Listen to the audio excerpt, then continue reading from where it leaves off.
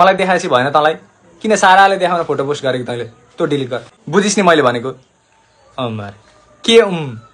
ए जा जा जा कोसँग खुलेर कुरा गर्न मन छ त त्यहीसँग कुरा गर हेरे चिट गर्दैछस् भने भनिहाले मलाई होइन जबदेखि तेरो इन्स्टा र फेसबुकको पासवर्ड लिए तब त कसैले मेसेज गर्दैन त म बाहेक त अर्कै आइडी चलाउन थालिस् कि क्या हो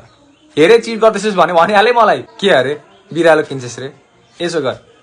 म तँलाई 20 रुपैयाँ दिन्छु एउटा चक्कु किन अनि मार्दे मलाई मार्दे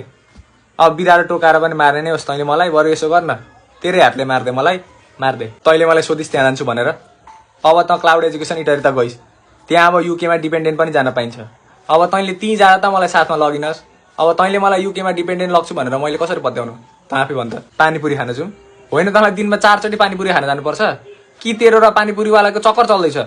हेरे चिट गर्दैछस् भने भनिहाले मलाई तँ केटाको बर्थडे हुँदा तैँले चाहिँ किन ह्याप्पी बर्थडे भनेर विस गरेँ कि तँलाई के को खुसी म जन्मेर तँलाई खुसी भएन